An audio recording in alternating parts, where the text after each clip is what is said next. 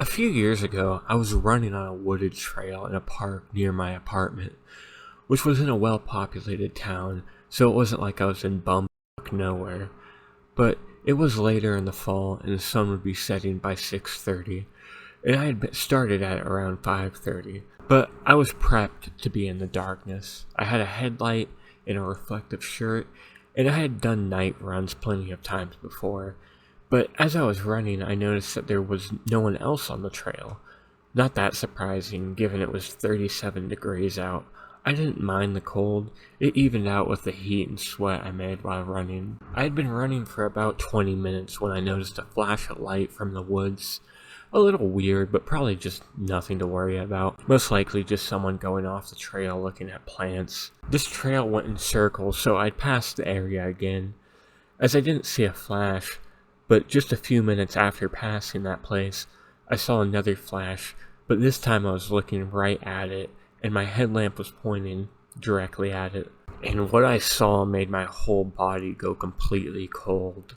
It was an older looking fat man with long unkempt hair and a beard with no shirt, giving me a crooked and missing tooth smile. I'm a small young woman. I was only 23. So I had no choice other than turning and running as fast as a bullet, and I figured he wouldn't be able to keep up with me, which I was partially right about. I thought I had lost him until I heard a mechanical humming noise that was getting closer and closer. I turned my head and almost lost consciousness. It was the same man riding an electrical scooter. Not one of those mobility ones, but one of those ones kids ride around on. The thing sounded like it was working in overdrive to carry him. He was gaining on me fast. I had two options, either run out into the woods or try to shake him and get him to fall off his scooter. So I decided to act as if I was going for the woods, but then turn past him. And I did this, and as I turned, I still saw him wearing that disgusting smile, but my plan worked. I didn't see it, but I heard a crash and that fat bastard's moan of pain. I ran even faster and faster until I got into town. There was actually a precinct near my apartment, and I rushed in. The man and woman at the front desk just stared at me in shock. I started talking fast and incoherently.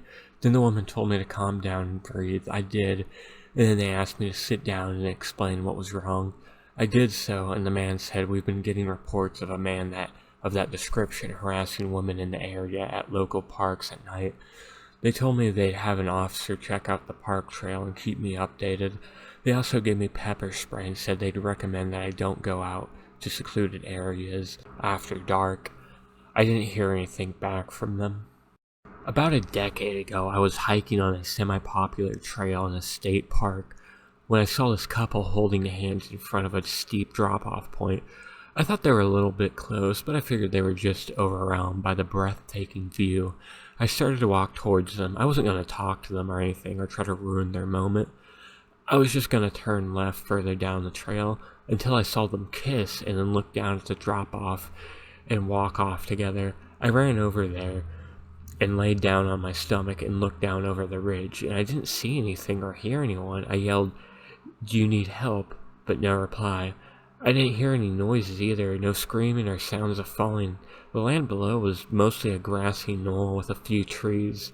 I'm not exactly sure how far the drop-off is, but my estimate is at least 60 feet. No one else was around when this happened. I never told the police or anyone for that matter before this post, as I was worried I would be considered a suspect or seen as a crazy man having hallucinations. I was about 4 or 5 years old, and my parents had just separated. My mom was living in a 2-bedroom apartment. I had my own room there, but I preferred to sleep in her bed whenever I was staying with her. Our 2 bedrooms were at the end of a hallway, directly across from each other.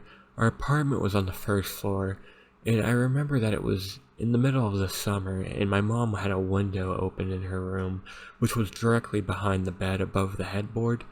Anyways, I woke up in the middle of the night and remember sitting up and seeing that our cat was sitting in the doorframe of my mom's room. Her door was open and you could partially see into my bedroom. This was strange because our cat typically always slept with us. As I was watching him, he walked into my bedroom and meowed. I turned to face my mom and wake her up, In 3 to 4 seconds that it took her to wake up and ask me what was wrong, we both looked back up into the door frame, and there was a man standing by my open door, making his way out of my bedroom. Still don't know how she managed to do it so quickly, but my mother proceeded to pick me up and literally throw me out the screen window. Again, we were on the first floor, and it was maybe a 3-foot drop to the ground. She quickly followed, and we were able to start screaming for help, and someone called the police. They came but didn't see any signs of forced entry, only that our front door was unlocked, which led them to believe that the man must have exited that way. The strange thing was, my mom swore up and down that she locked the door that night with the deadbolt and chain lock. About a week later, she was cleaning the kitchen and opened up her water heater closet and found a notebook with names, drawings, as well as a pair of gloves and some gum wrappers. The police were called again, but all they could do was speculate that the man had been in our house and hid until we were asleep. If your child tells you someone is off, believe them. It could save your life. When I was about 6 or 7, my brother had a friend from school who came over for dinner along with his mother and her boyfriend. I don't remember much about the boyfriend except that I did not like him. He wanted to play airplane with me, where the adult lays on their back with their feet up in the air and the kid lays on their feet and acts like they're flying. He did it in front of everyone. He wasn't trying to get me alone, but I didn't like it. I told my parents I didn't like him, and if I recall correctly, I believe they didn't really like him either. Needless to say, he never came to our house again. Not long after that, my brother's friend's mom went missing and was later found dead. Turns out the boyfriend killed her.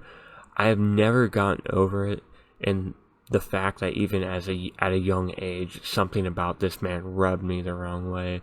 It still freaks me out to this day.